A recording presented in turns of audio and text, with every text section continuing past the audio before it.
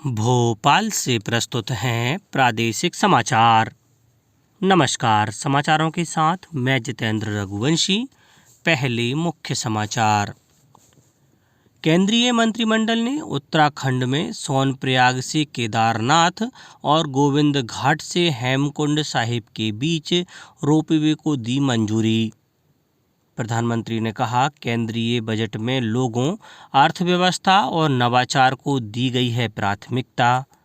मुख्यमंत्री ने कहा, प्रदेश के नवे tiger reserve Madhav national park से पर्यटन को मिलेगा बढ़ावा। और अंतर्राष्ट्रीय महिला दिवस पर प्रदेश में होगा कई कार्यक्रमों का आयोजन। अब समाचार विस्तार से। केंद्रीय मंत्रिमंडल ने उत्तराखंड के सोनप्रयाग से केदारनाथ तक रोपवे बनाए जाने को मंजूरी दे दी है। इसकी लंबाई 12.9 किलोमीटर होगी।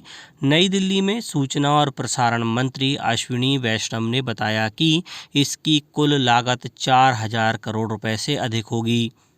उन्होंने कहा कि इससे तीर्थयात्रियों की यात्रा का समय 8 से 9 घंटे से घटकर 36 मिनट रह जाएगा।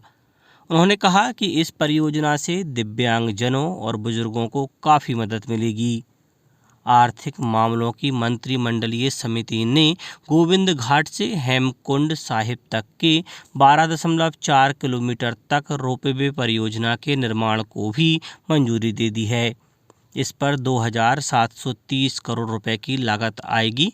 अभी हेमकुंड साहिब जी की यात्रा में गोविंद घाट से 21 किलोमीटर की चुनौतीपूर्ण चढ़ाई है, जिसे पैदल या पालकी द्वारा पूरा किया जाता है। मंत्रिमंडल ने पशुधन स्वास्थ्य एवं रोग नियंत्रण कार्यक्रम में संशोधन को मंजूरी दी है। इसमें पशु औषधि को एक नए घटक के रूप में जोड़ा गया है। 2 वर्षों के लिए 3,880 करोड़ रुपए रखे गए हैं। प्रधानमंत्री नरेंद्र मोदी ने कहा है कि सरकार ने निवेश में बुनियादी ढांचे और उद्योगों के समान ही लोगों, अर्थव्यवस्था और नवाचार को भी प्राथमिकता दी है। रोजगार के बारे में बजट के बाद एक वेबिनार को संबोधित करते हुए श्री मोदी ने कहा कि लोगों में निवेश का लक्ष्य 3 स्तंभों शिक्षा, कौशल और स्वास्थ्य सेवा पर आधारित है। उन्होंने कहा कि कई दशकों के बाद भारत की शिक्षा प्रणाली महत्वपूर्ण परिवर्तन से गुजर रही है। प्रधानमंत्री ने कहा कि टेली मेडिसिन की सुविधा का विस्तार अभी प्राथमिक स्वास्थ्य केंद्रों तक किया जा रहा है। उन्होंने कहा कि घरेलू और अंतर्राष्ट्रीय पर्यटन को बढ़ावा देने के लिए बजट में कई निर्णय किए गए हैं। प्रधानमंत्री ने कहा कि स्वास्थ्य पर्यटन में असीम संभावनाएं हैं। Waves India a world eye view challenge create in India challenge का हिस्सा है। इस चैलेंज में ड्रोन पायलट और फिल्म निर्माताओं को हवाई छायांकन के माध्यम से भारत की लुभावनी सुंदरता और विविधता प्रदर्शित करने के लिए आमंत्रित किया है। प्रतिभागियों को देश के परिदृश्य, विरासत और सजीव जीवन को विहंगम दृष्टिकोण से प्रदर्शित करने वाला 2 से 3 मिनट का वीडियो बनाना होगा। सूचना और प्रसारण मंत्रालय के सहयोग से broadcast engineering consultant India limited के इस चैलेंज में 15 फरवरी तक 956 पंजीकरण हो चुके थे। यह पहल मुंबई में 1 से 4 मई तक होने वाले विश्व audio visual and entertainment summit waves की गतिविधियों का हिस्सा है। पंचायती राज मंत्री एसपी सिंह बघेल ने कहा है कि सरकार की योजनाओं को जमीनी स्तर पर लागू करने में ग्राम पंचायत प्रतिनिधियों की महत्वपूर्ण भूमिका है। नई दिल्ली में राष्ट्रीय सम्मेलन में पंचायती राज मंत्रालय की आदर्श महिला हितैषी ग्राम पंचायत पहल का शुभारंभ करते हुए उन्होंने पंचायतों की कार्यशैली पर प्रकाश डाला और सभी पंचायत प्रतिनिधियों से अपने काम में मानकों का पालन करने का आग्रह किया। इस अवसर पर केंद्रीय मंत्री अनुप्रिया पटेल ने कहा कि सरकार ने विकास की अवधारणा को बदल दिया है। उन्होंने कहा कि अब महिलाओं के नेतृत्व में विकास सरकार का मुख्य फोकस है, जो 2047 तक भारत को एक विकसित राष्ट्र बनाने में योगदान देगा। मुख्यमंत्री डॉक्टर मोहन यादव ने कहा है कि टाइगर स्टेट का दर्जा हासिल कर चुके मध्य प्रदेश को जल्द ही एक नए टाइगर रिजर्व पार्क की सौगात मिलने जा रही है। शिवपुरी जिले का माधव नेशनल पार्क प्रदेश का नवा बाघ संरक्षित क्षेत्र होगा, जो चंबल क्षेत्र में वन्य जीव प्रेमियों के लिए पर्यटन का प्रमुख केंद्र बनकर उभरेगा। अंतर्राष्ट्रीय महिला दिवस के अवसर पर 8 मार्च को महिलाओं के सम्मान में प्रदेश में विशेष कार्यक्रम आयोजित किए जाएंगे। मंदसौर जिले की अपर कलेक्टर एकता जायसवाल ने कहा कि 7 मार्च को भगवान पशुपतिनाथ मंदिर के घाट पर महिलाओं द्वारा शिवना मैया की आरती और दीप प्रज्वलन किया जाएगा। इस दिन भगवान पशुपतिनाथ मंदिर को पिंक कलर से सजाया जाएगा। 8 मार्च महिला दिवस के अवसर पर भगवान पशुपतिनाथ की पूरी व्यवस्थाएं महिलाएं संभालेंगी। इसके साथ ही जिला स्तरीय कार्यक्रम कुशाभाऊ ठाकरे ऑडिटोरियम में आयोजित किया जाएगा। राष्ट्रपति द्रौपदी मुर्मू ने राष्ट्रपति भवन में वार्षिक सांस्कृतिक उत्सव विविधता के अमृत महोत्सव का उद्घाटन किया।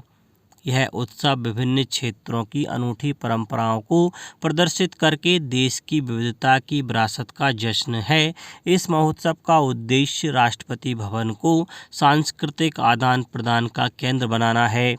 संस्कृति मंत्रालय ने कहा है कि इस संस्करण में 500 से अधिक कारीगर और बुनकर पारंपरिक हस्तशिल्प और हथकरघा का प्रदर्शन करेंगे। यह महोत्सव 9 मार्च तक प्रातः 10 बजे से रात्रि 8 बजे तक जनता के लिए खुला रहेगा। प्रदेश में इस वर्ष राजस्व आय में श्रेष्ठ प्रदर्शन करने वाले स्थानीय निकायों को पुरस्कृत करने के लिए 29 करोड़ 4 लाख रुपए का प्रावधान किया गया है। नगरीय निकायों को दी जाने वाली प्रोत्साहन राशि उनकी आबादी के हिसाब से निर्धारित की है। ऐसे नगरपालिक निगम जिनकी जनसंख्या 5 लाख से अधिक है, उन्हें प्रथम स्थान पर रहने पर 4 करोड़ और 5 लाख से कम पर 3 करोड़ रुपए दिए जाएंगे। प्रदेश की ऐसी नगरपालिका परिषद जिनकी जनसंख्या 1 लाख से कम है, उन्हें 2 करोड़ रुपए दिए जाएंगे। इसी तरह जिनकी आबादी 25,000 से अधिक है, उन्हें प्रथम स्थान पर रहने पर 1 करोड़ 25 लाख रुपए दिए जाएंगे। अब कुछ समाचार संक्षेप में।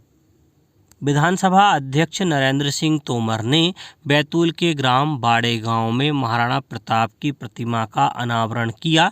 इस दौरान केंद्रीय राज्य मंत्री श्री दुर्गादास उइके भी उपस्थित रहे। प्रदेश की मध्य क्षेत्र विद्युत वितरण कंपनी उत्कृष्ट प्रदर्शन करने वाले 3 लाइनमैनों का सम्मान नई दिल्ली में आयोजित लाइनमैन दिवस समारोह में किया गया। देवास में विद्युत विभाग द्वारा राष्ट्रीय लाइनमैन दिवस के मौके पर सुरक्षा कार्यशाला आयोजित की गई एवं 450 लाइन कर्मियों की स्वास्थ्य जांच की गई। मुख्यमंत्री तीर्थ दर्शन योजना के तहत सतना रेलवे स्टेशन से भारत गौरव विशेष ट्रेन वरिष्ठजनों को लेकर रामेश्वरम के लिए रवाना की गई। गुना जिले के प्रगतिशील कृषकों का अध्ययन भ्रमण दल राजस्थान के आधुनिक कृषि तकनीकों के प्रशिक्षण स्थलों के लिए रवाना हुआ। राजगढ़ में जल निगम द्वारा आयोजित कार्यशाला में कलेक्टर डॉक्टर गिरीश कुमार मिश्रा ने जल पाइपलाइन डैमेज करने वालों के खिलाफ सख्त पुलिस कार्यवाही एवं नुकसान की भरपाई के लिए निर्देश दिए हैं। शिवपुरी के पुलिस कंट्रोल रूम में चोरी किए गए लगभग 18 लाख रुपए की कीमत के 100 मोबाइल फ़ोन अलग अलग राज्यों से बरामद करवाकर उनके मालिकों को सौंपे गए। खंडवा में ITI परिसर में रोजगार एवं स्वरोजगार मेले का आयोजन प्रातः 11 बजे से 4 बजे तक किया जाएगा और जिला न्यायालय अशोकनगर तथा तहसील न्यायालय चंदेरी, मूंगावली एवं ईसागढ़ में 8 मार्च को नेशनल लोक अदालत का आयोजन किया जा रहा है। अंत में मुख्य समाचार एक बार फिर। केंद्रीय मंत्रिमंडल ने उत्तराखंड में सोनप्रयाग से केदारनाथ और गोविंद घाट से हेमकुंड साहिब के बीच रोपवे को दी मंजूरी। प्रधानमंत्री ने कहा, केंद्रीय बजट में लोगों, अर्थव्यवस्था और नवाचार को दी गई है प्राथमिकता। मुख्यमंत्री ने कहा, प्रदेश के नवे tiger reserve Madhav national park से पर्यटन को मिलेगा बढ़ावा और अंतर्राष्ट्रीय महिला दिवस पर प्रदेश में होगा कई कार्यक्रमों का आयोजन। आज के इस बुलेटिन में बस इतना ही। नमस्कार।